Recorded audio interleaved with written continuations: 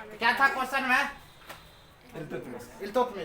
इल्तुतमिश के बारे में लेकर चलते। इसका शासनकाल चला था वो अब 1211 से 1236 तक चला था। इन्होंने अपने कार्यकाल में बहुत सारे कार्य किए थे।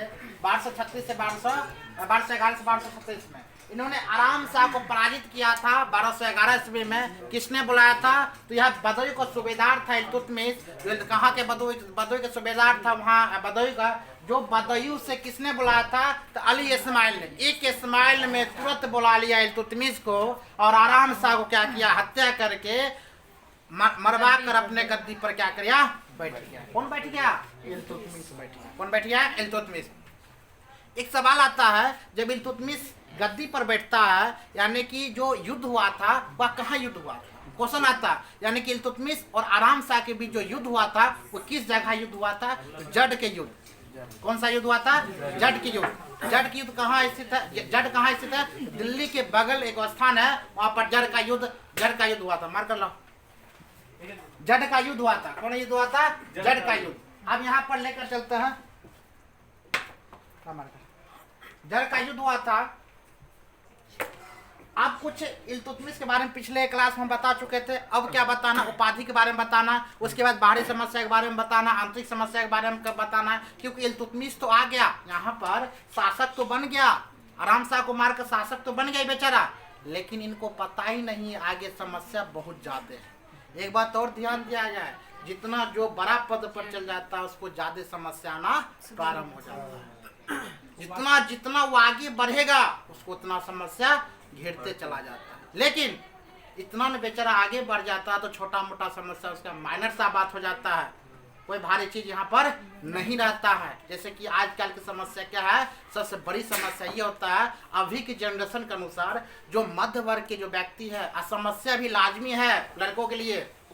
जैसे कोई इंटर पास कर गया, सिंपल सा बात है, इंटर कोई पास कर जाता लड़का। इंटर जैसे पास किया, 11 साल 12 साल 15 साल कुछ नहीं सोचता है। इंटर जैसे ही पास किया, रिजल्ट अब आने के लिए बाकी है, रिजल्ट आ गया तब बेचारा सोचने लगता है अब हम क्या करें। इन्हें सोचेगा हम पढ़ाई कर ले, क्योंकि मीडियम फैमिली सोचता है। मीडियम फैमिली के लिए पैसा बहुत बड़ा चीज है, माइनस चीज होता है। 95% पैसा ही सब कुछ सॉल्व करता है। पैसा इधर उधर ढूंढने लगता है, काज ढूंढने लगता है, काम ढूंढने लगता है। बहुत ज्यादा बच्चा पढ़ नहीं पाता आगे। लेकिन बच्चा को सोचना चाहिए 10 साल 15 साल मेरे बिना मेरे फैमिली चला है, अगर 3 साल और फैमिली को हाथ जोड़कर मना लेंगे तो 3 साल और चला लीजिए, कैसा हो करके चला लीजिए। 3 साल में हम सक्सेस होकर बताएंगे। और 3 साल ऐसे तुम सक्सेस हो, ऐसे पढ़ाई करो, ऐसे कोई कार्य करो, कोई क्षेत्र में टेक्निकल क्षेत्र में, ताकि लगे कुछ हम कर रहे हैं। या तो पढ़ना तो जी जान लगा कर 3-4 साल पढ़ो, अरे नहीं होगा तो कम से कम पढ़ा तो भी सकते, उतना नॉलेज भी तो आ जाएगा। ऐसे इंटर पास किया, कोई काम करना प्रारंभ किए, वो तो बहुत आसान चीज है। इंटर पास किया, काम करना भीड़ जाएंगे, वो आसान चीज है। गिट्टी उठाना, बालू उठाना, वो आसान चीज है। लेकिन क्या बताए, छोड़ो। इल्तुतमिश के बारे में आगे बढ़ना तो लंबा चौड़ा क्या हो जाएगा, टाइम लॉस होगा।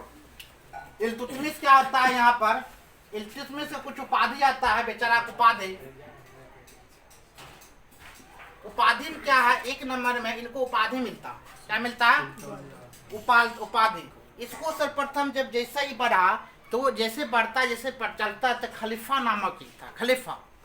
खलीफा इसको उपाधि देता है सुल्तान ए आजम की उपाधि। क्या चीज का? सुल्तान ए आजम। सुल्तान ए आजम। सुल्तान ए आजम की उपाधि देता है। अब देता कौन है? तो सुल्तान ए आजम के बुआ उपाधि देता है खलीफा। कौन देता है? खलीफा। खलीफा ही एक ऐसा खलीफा से खुदमा पढ़ाया जाता है। खलीफा से क्या पढ़ाया जाता है? खुदमा। खलीफा से ही क्या प्राप्त होता है? तो नियुक्ति पत्र प्राप्त होता है। जैसे कि आप यहाँ पर आए, आप एक क्या है शरीफ इंसान, उसके बाद क्या है सैनिकों के लिए रख रखाव के लिए क्या वफादार, क्या है वफादार इंसान है। आपको क्या बोल सकते हैं हम? इसको एक और उपाधि मिला था, उसको क्या नाम रखा था? क्या उपाधि मिला था, याद होगा? नहीं, ये सुल्तान आजम तो बता दिए। क्या बताए थे? अल्प ए उल मोमिन, क्या बताए थे?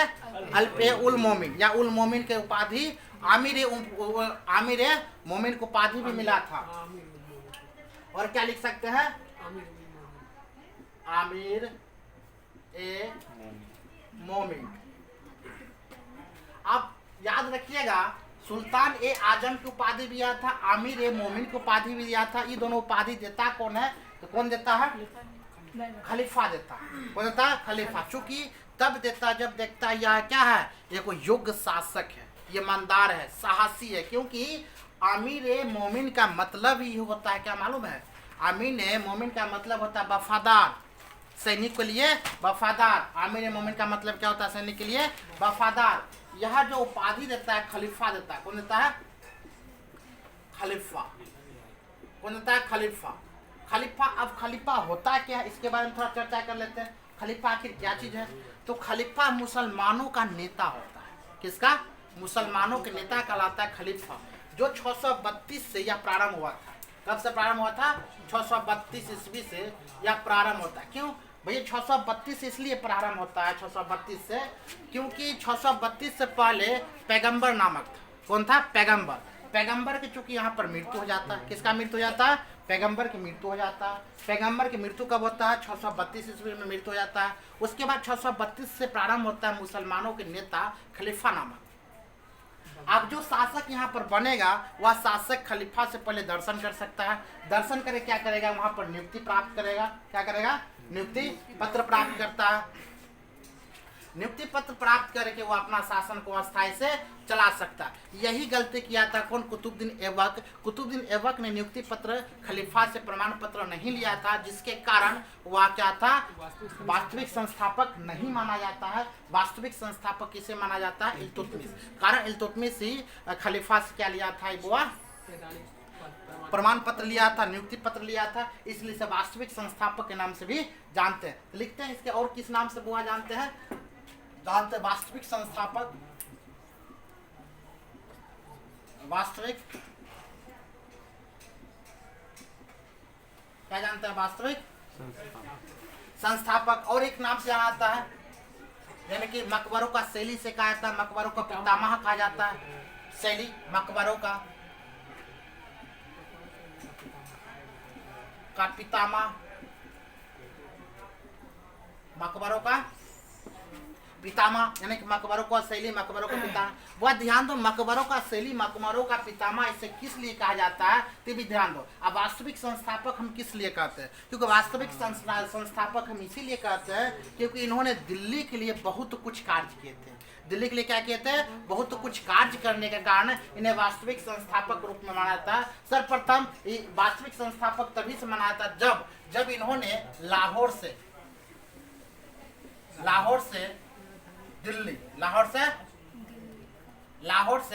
दिल्ली राजधानी बनाया। क्या बनाया था? लाहौर से दिल्ली। लाहौर पहले राजधानी था कुतुबुद्दीन ऐबक। आराम शाह शासन काल में राजधानी था। राजधानी वहां से उठाकर कहाँ लेकर आया था? बुआ दिल्ली लेकर आया था। तभी से इसको वास्तविक संस्थापक रूप में माना जाता है। और कहा जाता है इल्तुतमिश ने बहुत सारा काम दिल्ली के लिए, स्पेशली दिल्ली के लिए किया था। ठीक है।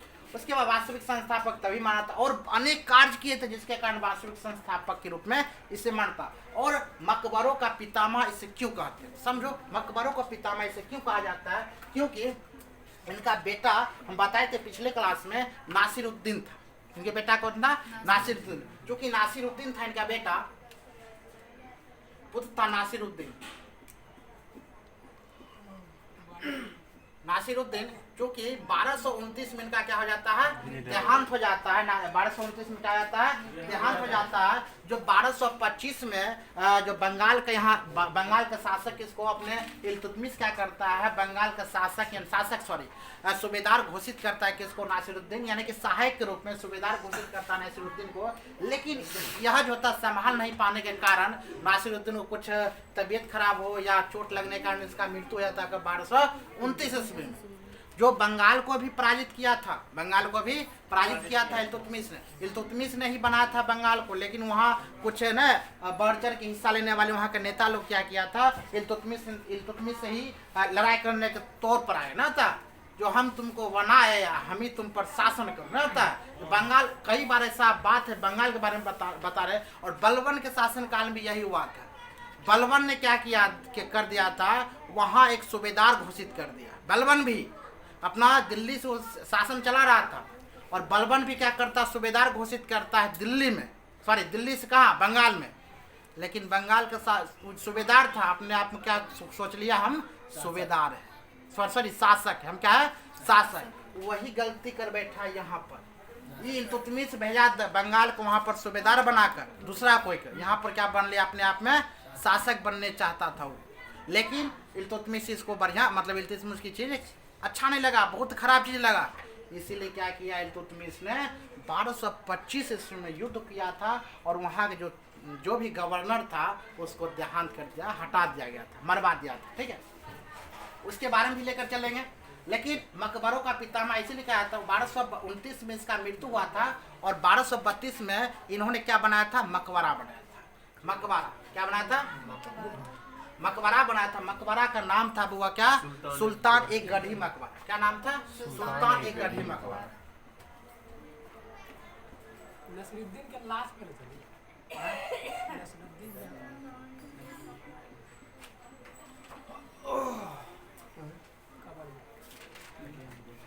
मकबरा बुआ वही है। मकबरा का शैली जो कहा जाता है, ये क्या है, सुल्तान का क्या, जैसे कि अभी मकबरा मान लिया जाए, ताजमहल क्या है, ताजमहल क्या है, क्या है, क्या चीज का मकबरा, किसका मकबरा हो, ताजमहल है। ताजमहल क्या चीज, हम क्या उसको बोल सकते हैं, कब्र है। ताजमहल कब्र है, ये भी तो कब्र है, अपने बेटे के आदमी कब्रे तो बना है, तो मकबरा के नाम से जाना जाता है। बात समझो चीज का, समझ गया चीज को। तो बेटा की याद में क्या बना था, सुल्तान एक गढ़ी मकबरा।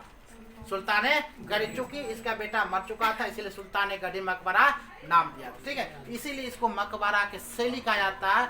इल्तुतमिश के शासन काल से ही मकबरा बनना प्रारंभ हुआ था, और उन्होंने ही प्रारंभ किए थे, इसीलिए मकबरा का शैली किसे कहा जाता है, इल्तुतमिश।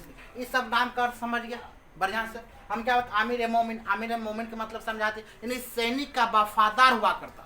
क्या हुआ करता था, सैनिकों का वफादार हुआ करता था, इसीलिए इसका नाम रखा गया आमिर मोमिन, ठीक। आगे लेकर ये सब क्या है, इसका उपनाम है, यानी कि उपाधियां क्या है, इस सब का उपाधियां। इसके बारे में हम लोग चल गए, आगे लेकर चलते हैं। आखिरकार वास्तविक संस्थापक, हम क्या बोले थे, अब कठिनाइयां, वास्तविक संस्थापक के रूप में कैसे आता है, कैसे बढ़ चढ़ के हिस्सा लेता है। तो यहाँ पर क्या किया, लाहौर से दिल्ली स्थानांतरित किया था, राजधानी। अब लेकर चले इसको वास्तविक संस्थापक, चूंकि हम क्यों कहेंगे, बात समझ रहा, वास्तविक संस्थापक हम इसे क्यों कहेंगे, किस रूप में कहेंगे, हम लेकर चलते हैं वास्तविक संस्थापक भैया। तो यहाँ पर वास्तविक संस्थापक हम अब विस्तार रूप से बताना चाहते हैं, इसको मिटा देते हैं, ठीक है। नोट हो गया।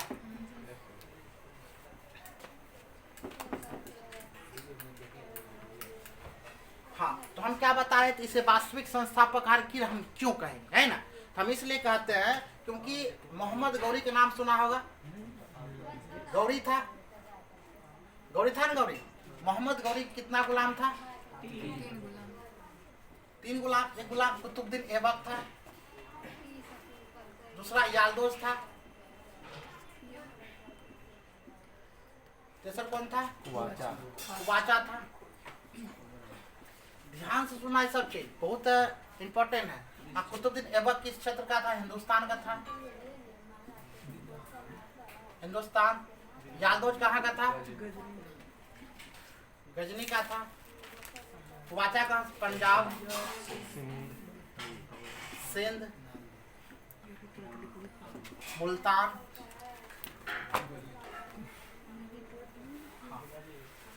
अब होता क्या है, ये तो कुतुबुद्दीन ऐबक किसका गुलाम था, मोहम्मद गौरी के। उसके बाद जब कुतुबुद्दीन ऐबक का देहांत होता है 1210 ईस्वी में, उसके बाद आता है कुतुबुद्दीन ऐबक का आराम शाह की भी हत्या कर देता है 1211 ईस्वी में। उसके बाद आता है इल्तुतमिश। यहाँ पर इतना कार्य करने के बाद यहाँ पर इल्तुतमिश आता है, इल्तुतमिश आता है। भैया इल्तुतमिश तो आ गया। अब इसके आगे बहुत सारा समस्या था, बहुत सारा कठिनाइयाँ था, कठिनाई का सामना करना। क्योंकि इस सब जब ऐबक आराम शाह और इल्तुतमिश में जब युद्ध हो रहा था, तब तक कि लोग क्या किया, इस सब अपना अपना क्षेत्र भी अधिकार कर लिया, जितना भी क्या कर लिया था, अधिकार कर लिया। क्योंकि एक आराम शाह जो था अयोग्य शासक था, आराम शाह क्या था, अयोग्य शासक था। उसके ही शासनकाल में ये लोग क्या कर लिया था, कुबाचा क्या कर लिया, 4 क्षेत्र अपने में क्या कर लिया, समाहित कर लिया था। इसके बारे में हम कल बताए थे। वो 4 क्षेत्र का नाम क्या क्या था, क्या नाम था? एक नंबर ग्वालियर, एक बार और लिख सकते हैं पूरा, ग्वालियर था, ग्वालियर। नंबर 2 दोआब, नंबर 3 क्या था, रणथंभौर,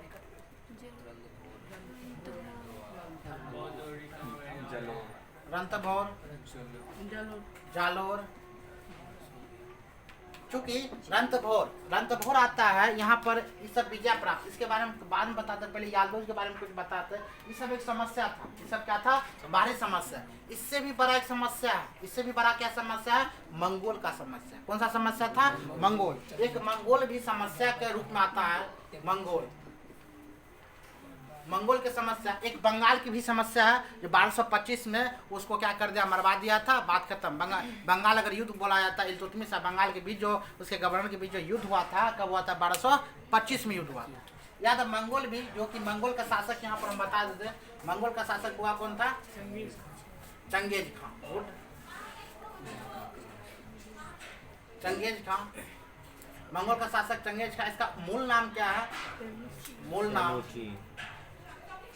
मूल नाम है तेमुचिन।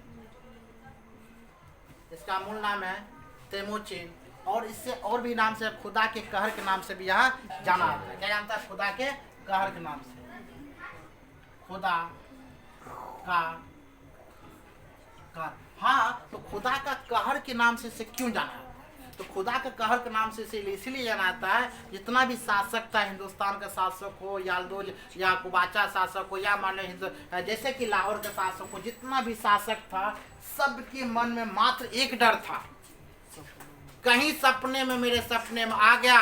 क्योंकि सबके सपने में आया करता था कौन, चंगेज खान। कहीं सपना मेरे आया तो मेरा ध्वस्त करना दे कौन, जितना भी हमने आलिशान अपने साम्राज्य को बनाया, एक बार में आएगा और लूट के चल जाएगा। कौन, चंगेज खान। कहा था खुदा के कहर के नाम से भी जाना था चंगेज खान। इतना डरावना था, भयरूपी था चंगेज खान, उसके आगे किसी को टिकना नामुमकिन सा था। तो यह इल्तुतमिश क्या है, कुबाचा क्या है, याल्दोज क्या है, यह सब कुछ नहीं था उसके सामने में, यह सब उसके सामने में कुछ। इसीलिए इसकी नजर से सब शासक बचा करता है, जैसे चोर के नजर से आम आदमी बचता है, डाकुओं के नजर से आम आदमी बचता है। लेकिन यहाँ चोर न था ना डाकू था, ये ऐसा बड़ा शासक था, इसके नजर से सब बचना चाहता था, बच के निकलना चाहता था। और इल्तुतमिश भी कहीं ना कहीं बच के निकला, किससे, चंगेज खान से, जो याल्दोज को हराया, कुबाचा को हराया, बंगाल के शासक को हराया, कौन, इल्तुतमिश, आराम शाह को हराया। लेकिन किससे नहीं निपटा, चंगेज खान। इससे बुआ जानता था जैसा ही हम वहां भिड़े, अभी दिल्ली स्टार्ट भी नहीं हुआ, अंत हो जाएगा। बात समझ रहा, अभी स्टार्ट भी नहीं हुआ दिल्ली और मेरा क्या हो जाए, खात्मा। ये डर गया था, इसीलिए इससे चंगेज खान से नहीं उलझा था। हाँ, चंगेज खान, जब इतना चंगेज खान के बारे में बताया, इनका मृत्यु हुआ होता है, जन्म होता है 1162 ईस्वी में, और मृत्यु होता है बुआ 1227 में। ठीक, क्योंकि चंगेज खान के बारे में जानना भी जरूरी है कि इतना बड़ा आदमी है, इसके बारे में कुछ नहीं जानेंगे तब तो होइए गया। ठीक है, तो लेकर चलते हैं अब इल्तुतमिश के बारे में, जो कैसे कैसे यह चीज अपना काम को सल्टाया, काम को पूरा किया।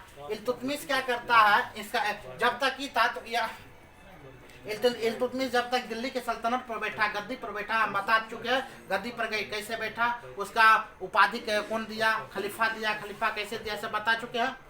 तो गजनी का शासक जो है यहाँ पर, इनका पुत्र था, क्या था, यानी कि याल्दोज के पुत्र का नाम था ख्वारिज्म शाह, क्या है, ख्वारिज्म खां, सॉरी,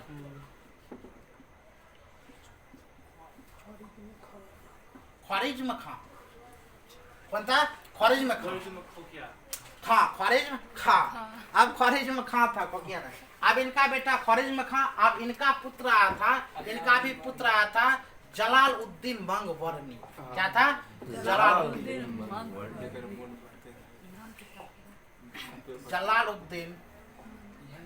मंगवर्णी, इनका ही संतान था। ठीक है, यानी कि याल्दोज के पुत्र ख्वारिज्म खां, और ख्वारिज्म खां का पुत्र हुआ जलालुद्दीन मंगवर्णी। बहुत बड़ा भूल कर दिया जलालुद्दीन मंगवर ने। इसके बारे में भी बताते हैं कि क्या भूल कर चुका था, जिसको या रन मन भटकना पड़ा बुआ। पहले निपटते किसके, यालदोज से। इल्तुतमिश क्या करता है, सबसे बड़ा टारगेट था पहले यालदोज को हराना, क्योंकि ये बहुत बड़ा दावा करता था हिंदुस्तान मेरा है, हिंदुस्तान मेरा है। जो मोहम्मद गौरी ने जो जीता था जो क्षेत्र को, उस क्षेत्र मेरा भी है। यालदोज यह दावा ठोकता था। कुतुबुद्दीन ऐबक के शासनकाल में दावा नहीं ठोका, दावा ठोका था, लेकिन कुतुबुद्दीन ऐबक क्या किया था, शादी विवाह कर लिया था। इसके कारण कुछ टाइम तक ठंडा हुआ था, लेकिन जैसे आराम से गद्दी पर आया, सोचा हम कुछ हथिया ले, हम कुछ जितना भी राज है, कुछ राज को जीता था उसको हथिया ले, अपने क्षेत्र में समाहित कर ले। कौन सोचा था, यालदोज। लेकिन शुक्र करो अली इस्माइल की, जो किसको बुला लिया, इल्तुतमिश। इल्तुतमिश जब अब होता है युद्ध प्रारंभ, यानी कि इल्तुतमिश बोलता हम तुमको दे देंगे राज इतना आसानी से, ऐसे हो नहीं सकता, युद्ध करना पड़ेगा। तो पुनः युद्ध होता है किसके साथ, यानी कि इल्तुतमिश के साथ, यालदोज के साथ, यानी कि इल्तुतमिश के साथ और यालदोज के साथ। ये दोनों के युद्ध का नाम होता है तराइन का तृतीय युद्ध। प्रथम बता चुके थे 1191, द्वितीय बात 1192, और तृतीय युद्ध किसके, इल्तुतमिश और यालदोज की 1215। तराइन के तृतीय युद्ध, तृतीय युद्ध हुआ था कब, 1215 ईस्वी में। कब हुआ था बुआ, तराइन का कितना, 1215 ईस्वी में इसका युद्ध हुआ था। कब हुआ था, 1215 ईस्वी में इसका युद्ध हुआ था। तराइन के तृतीय युद्ध हुआ था, जो कि यालदोज को पराजित कर दिया था। कौन, इल्तुतमिश पूर्णतः क्या कर दिया था, पराजित कर दिया था, हरा दिया था। इसका खेल समाप्त हो गया यालदोज के। यालदोज का पुत्र आता ख्वारिज़्म खां। ख्वारिज़्म खां देखा जब हमें पिताजी को नहीं छुड़ा इल्तुतमिश, तो हम क्या चीज़ है, ये बेचारा ठंडा कर बैठा हुआ था, कुछ नहीं किया युद्ध का बारे में, ये सोचा भी नहीं था। इसीलिए इल्तुतमिश क्या किया, कुछ बोलो मतलब कुछ सोचा भी नहीं, उसकी यालदोज को हरा कर कुछ सोचा भी नहीं, छोड़ दिया। तो ख्वारिज़्म खां का शासन काल हुआ चलता है 1221 तक। कहाँ तक चला था, 1221 तक ख्वारिज़्म खां का शासन काल चलता है। तब आता है जलालुद्दीन मंगवर। ये भूल कर चुका था, ये सोचने लगा जो मेरे बाबा जी को, मेरे दादाजी को इल्तुतमिश ने मरवा दिया था, यानी कि यालदोज को खत्म करवा दिया। खिजर खां को कहीं ना कहीं कुछ नहीं कर पाया। जलालुद्दीन मंगवर ने कुछ अपने माइंड में सोचने लगा, कुछ न कुछ तो करना चाहिए। एक गलती कर बैठा, गलती से बहुत बड़ा गलती कर बैठा, सोचे लिया बहुत बड़ा। क्या कर बैठा, ये सोचा जलालुद्दीन के मंगोल के शासक चंगेज खां के पास जाते, कुछ ना कुछ वहां से इनके बारे में हम शिकायत कर लिया, कुछ ऐसा रिश्तेदारी बनाना चाहता था, लेकिन रिश्तेदारी बोल नहीं सका बेचारा वहां पर जाकर। ये चुपके से क्या कर लिया, मंगोल के शासक चंगेज खां के बेटी से ही प्रेम कर बैठा। यानी कि कौन था, मंगोल की शासक चंगेज खां की बेटी से क्या प्रेम प्रसंग हो गया, किसको, मंगवर्णी को प्रेम हो गया। क्या हो गया था, प्रेम हो गया। इसको पता ही नहीं प्रेम 2.5 अक्षर का होता है, कभी भी पूरा नहीं होता, तब पर भी जाकर कर बैठा। करेगा कहां से 2.5 अक्षर के बेचारा प्रेम, जब ये अपने शब्द को पूरा बेचारा नहीं कर पाया, तो प्रेम का कहां से पूरा करेगा। आज तक सुना है जो कभी पूरा मतलब पूरा हुआ है, कभी हुआ ना, हो वो नहीं करेगा। इसका ना होगा, इसका भी नहीं होगा। जलालुद्दीन मंगवर ने जो उद्देश्य से प्रेम कर बैठा था इसके बेटी से, किसके, चंगेज खां के पुत्री से प्रेम कर बैठा, गुप्त रूप से कर तो बैठा था, छुपा रुस्तम तो निकल गया बेचारा जलालुद्दीन मंगवर ने। इसको पता ही नहीं था इसका पिताजी के साथ, इसको पपैया यानी कि पिताजी को जब पता चला हमारे बेटी से प्रेम प्रसंग चल रहा, किसको, जलालुद्दीन मंगवरनी से, इस तलवार निकाल के अब पागल हो गया। इतना पागल हो गया कि सबके युद्ध भर में जाए, युद्ध हमको नहीं करना, पहले कौन चाहिए, जलालुद्दीन मंगवरनी।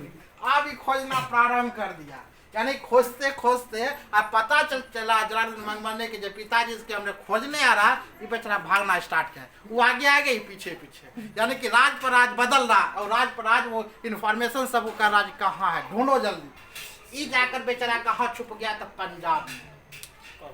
कहाँ छुप गया, जलालुद्दीन मंगवरनी कहाँ छुपता है, पंजाब में। कहाँ छुप गया, पंजाब में। जो पंजाब का शासक, पंजाब सिंध मुल्तान का शासक कुबाचा, जो पहले से ही क्या था, कमजोर शासक, जाकर छुप गया। कुबाचा को तब तक यह चीज को पता नहीं था, जो कौन आकर छुप गया, जलालुद्दीन मंगवरनी आकर छुप गया। इसको पता नहीं था, सुर मत मचाओ, इसको पता नहीं था। लेकिन वहां पर जाकर छुप तो गया। जलालुद्दीन मंगमरनी क्या करता, छुप कर यहाँ से पंजाब से ही इल्तुतमिश से बेचारा सहायता मांगता। हाँ, सहायता मांगता, अपना राजदूत भेजता है। क्या भेजता है? अपना राजदूत भेजता है। यानी कि इल्तुतमिश से यहाँ पर इल्तुतमिश से क्या भेजता है, यही लिख देते हैं। इल्तुतमिश से क्या, पंजाब में कौन था, जलालुद्दीन मंगमरनी है, क्या मांगता है? सहायता मांगता।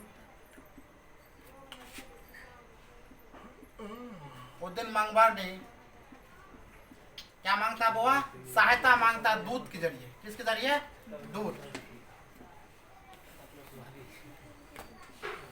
दूत के जरिए क्या मांगता है? सहायता।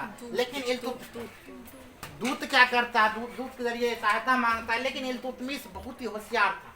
इल्तुतमिश ऐसा ही नहीं आया था, बहुत ही होशियार था। हम बताए हुए ना इल्तुतमिश को कौन खरीदा था? कुतुबुद्दीन ऐबक ने। क्यों खरीदा था? अत्यधिक मात्रा में सुंदर रहने के कारण। यही बताए थे।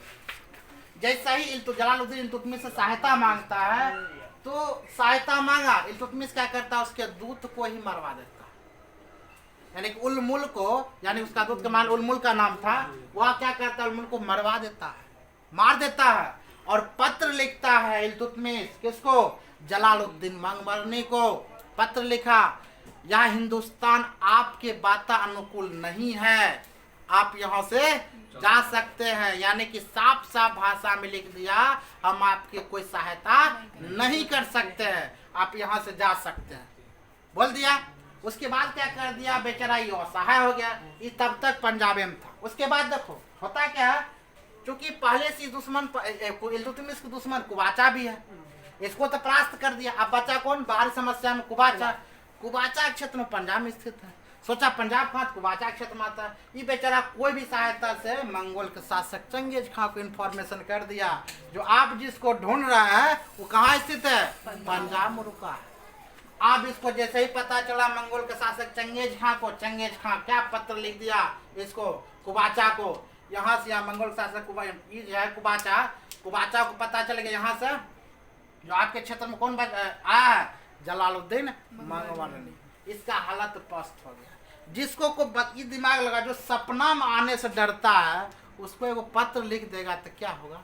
चंगेज खां पत्र लिख दिया किसको? कुबाचा को। इसका हालत ऐसे ही पस्त हो गया। यानी कि जलालुद्दीन मंगमरनी इस क्षेत्र में गया था, तो इस क्षेत्र को डैमेज कर दिया। क्या कर दिया? डैमेज, पूरी तरह से डैमेज कर दिया। जब डैमेज किया तब जाकर इल्तुतमिश भी बड़ा होशियार है। इल्तुतमिश क्या कर बैठता है? उसी वक्त कुबाचा पर हमला बोल देता है। क्या करता है? कुबाचा पर हमला बोलता है। और कुबाचा पर जैसा ही हमला बोलता है, इन दोनों के बीच में कुबाचा यानी कुबाचा के बीच और किसके बीच? इल्तुतमिश और कुबाचा के बीच क्या होता है? पुनः युद्ध होता है। युद्ध के दरमियान ग्वालियर को जीत लेता है। किसको जीत लेता है? ग्वालियर को, रणथंभौर को। रणथंभौर को जीता हुआ 1226 में। रणथंभौर को कब जीता? 1226 में। और ग्वालियर को कब जीता हुआ? 1232 में। 1227 में। 1227 में एगो वहीं पर तुरंत ग्वालियर को जीत लेता है और रणथंभौर को जीत लेता है। और एक और इलाका है, एक और इलाका, उसका नाम क्या है?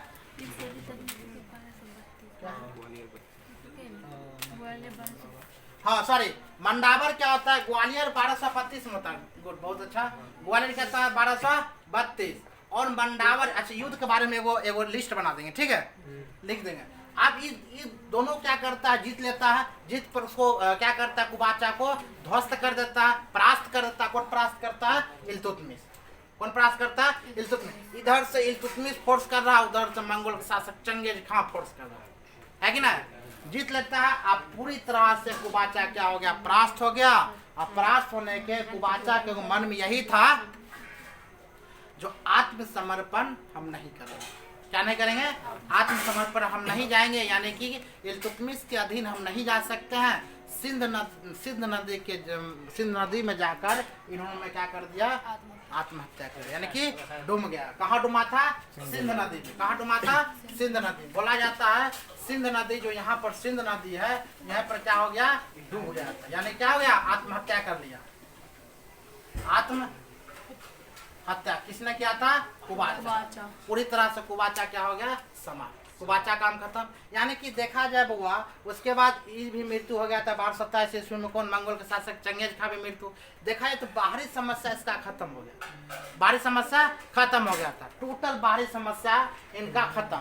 अब क्या हो जाता? आंतरिक समस्या, यानी कि अंदर में, घर के अंदर क्या क्या होता है, दिल्ली के अंदर में जो समस्या है, इस पर ही फोकस करता है। बाहरी समस्या समझ गया सब बढ़िया से? जी सर जी। बाहरी समस्या में कोई दिक्कत नहीं है। आगे लेकर चलते हैं आंतरिक समस्या।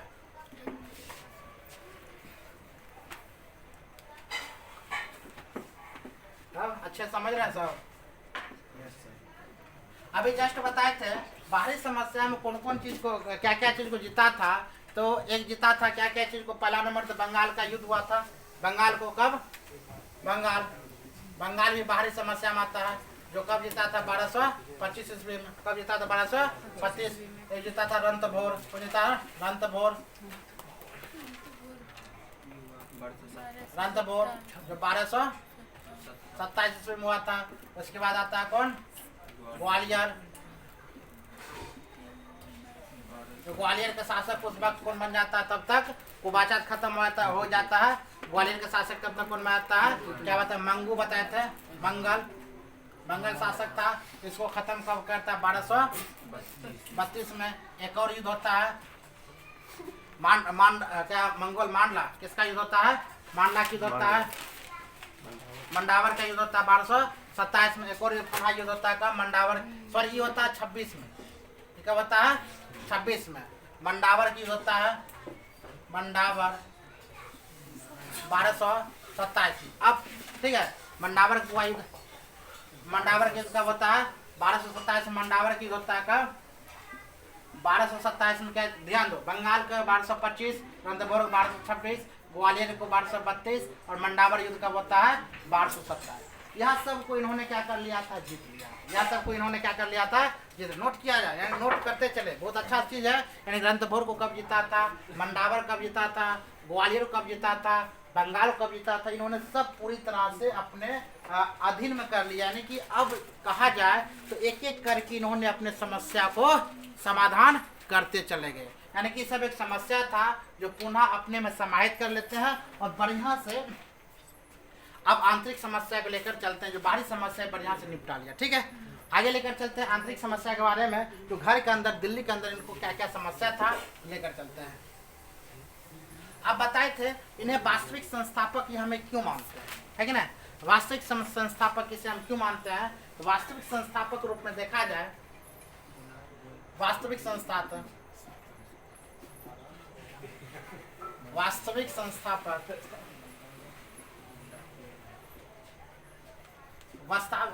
संस्थापक रूप में अगर माना जाता है तो क्यों? आखिर हम वास्तविक संस्थापक इसे क्यों कहते हैं? क्योंकि इन्होंने बुआ जो दिल्ली में 40 तुर्क का सरदार, 40 तुर्क था, 40 दल का मेंबर था, 40 दल का तुर्कों का गठन हुआ था। 40 दल का गठन क्या था? उसका नाम तुर्क ए चहलगामी। क्या नाम रखा था? तुर्क ए चहलगामी। उसके लिए कुछ किया था कि इसके 40 दलीय तुर्क जो थे, इसका गठन हुआ था। ध्यान दिया जाए, जिसका गठन हुआ था 40 तुर्क का जो गुलाम था, जो क्या था? 40 तुर्क का जो गुलाम था, उसका एक नामकरण किया गया, उसको व्यवस्थित किया गया। उसको क्या किया दिया गया? व्यवस्थित करना। तो व्यवस्थित कैसे करता है? इन्होंने अपना नाम दिया था, यानी कि व्यवस्थित जैसे किया तो व्यवस्थित रूप से हम क्या किया? तो तुर्क ए चहलगामी। उसको कैसे व्यवस्थित किया? नाम क्या दिया? तुर्क ए चहलगामी। याद रखना, तुर्क ए चहलगामी। यानी कि व्यवस्थित कैसे किया? तो तुर्क ए चहलगामी के नाम से व्यवस्थित किया। उसके बाद इक्तादारी व्यवस्था भी लागू। क्या क्या लागू किया? इक्तादारी व्यवस्था।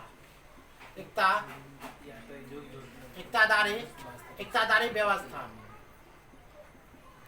क्या दिया था? इक्तादारी व्यवस्था भी लागू किया था। क्या किया था? इक्तादारी व्यवस्था, तुर्क ए चहलगामी। उसके बाद इन्होंने अरबी सिक्के चलाए। इन्होंने क्या चलाए थे? अरबी सिक्के। इन्होंने अरबी सिक्के चलाए थे। अरबी सिक्के चलाए। वह क्या किए थे? अरबी सिक्के। और उसके बाद और इन्होंने और सिक्के चलाए, यानी कि क्या क्या चलाया? तामाक सिक्के और चांदी के सिक्के, जीतल और टांका। यानी इन्होंने जीतल, जीतल किस चीज से बना था? जीतल तांबा से, और टांका जो कि चांदी से बना था। यहाँ जीतल का अगर बोला जाए 175 क्रेन का था। कितना का था? 175 क्रेन का था। यानी कि वास्तविक संस्थापक हम इसे क्यों मानेंगे? तो ये व्यवस्था कर रहा, यानी कि जब बनता तो व्यवस्था करेगा ना। तो ये क्या करा? व्यवस्था तुर्क के चहलगामी नाम दे दिया, इक्तादारी व्यवस्था लागू कर दिया। इस तुर्क के चहलगामी किसके लिए था? तो वह किसके लिए है? जो 40 को गुलाम जो था तुर्क था उसके लिए था। वो भी बेचारा खुश हो गया है कि नहीं, जो मेरे लिए कुछ कर रहा है इल्तुतमिश। उसके बाद रुकावट नहीं बना, तब जाकर क्या इक्तादारी व्यवस्था अरबी सिक्के चलाया था। जीतल जो बना था वो तांबा का बना था, और टंका जो बना था वो किसका बना था? वो चांदी का बना था। उसके बाद इन्होंने और कार्य किए। इन्होंने और क्या कर देते, यानी कि और क्या कार्य करता? अस्थाई सैन्य प्रशासन लागू करता। क्या लागू करता? अस्थाई सैन्य प्रशासन। वह क्या होता? अस्थाई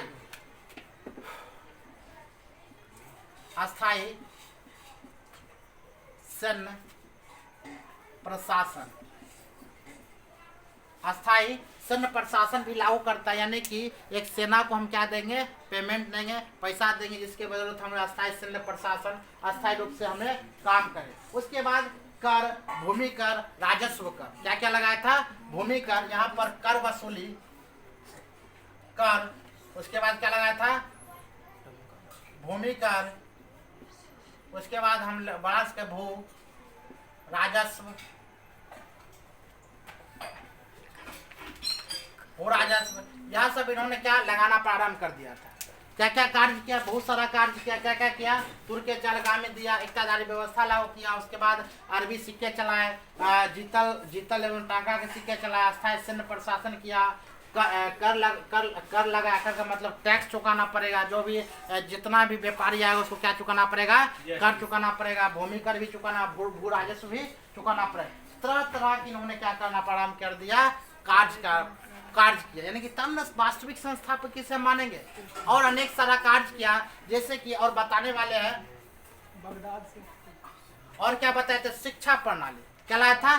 शिक्षा लाया था। क्या लाया था? शिक्षा। यानी कि कहा जाता है, यानी कि अपने पुत्र के लिए, अपने संतान के लिए इल्तुतमिश ने अपने संतान के लिए, किसके लिए? संतान के लिए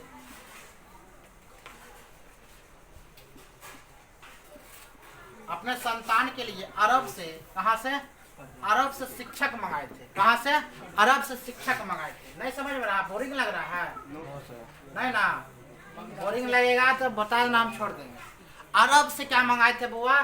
शिक्षक मंगाए थे। क्या मंगाए थे? शिक्षक। केवल अपने पुत्र, अपने संतानों को पढ़ाने के लिए, जो हमारे पुत्र और संतान क्या पढ़ सके। चूंकि तीनों पुत्र नालायक निकल गया था, लेकिन एक पुत्र था, पुत्री रजिया सुल्तान थी, जो शासन व्यवस्था में भी 3.5 साल तक वो कार्य की थी।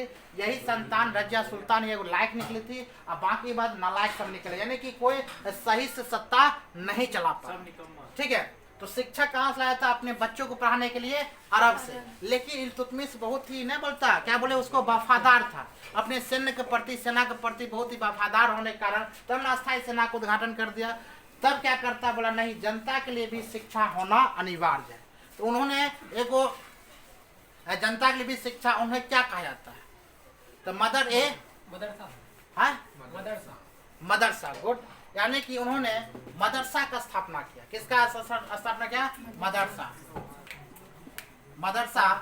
मदरसा का स्थापना किया।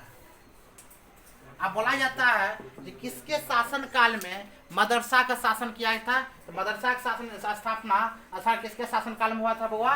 इल्तुतमिश के शासन काल में मदरसा का स्थापना हुआ। मदरसा आखिर होता क्या? तो शिक्षा। क्या होता है? शिक्षा, यानी कि पूरा राज्य में, पूरा दिल्ली में शिक्षा आना चाहिए, इसीलिए क्या चीज का यह स्थापना किया था? मदरसा का स्थापना किया था। बगदाद से परवान। हाँ, उसके बाद इसको हम क्या कर सकते हैं और मिटाते, और सारे कार्य है। जैसे कि बगदाद के खलीफा कौन थे? बगदाद के खलीफा, उनसे क्या नियुक्ति पत्र प्राप्त किए थे? क्या कौन पत्र? नियुक्ति पत्र, जिसके रूप में उन्हें कौन सी उपाधि मिला था? कौन? सुल्तान आजम को उपाधि मिला था। गुड। सुल्तान आजम को उपाधि में मिला था। किसको? यानी कि बगदाद के खलीफा से क्या प्राप्त हुआ? नियुक्ति पत्र। बगदाद के खलीफा से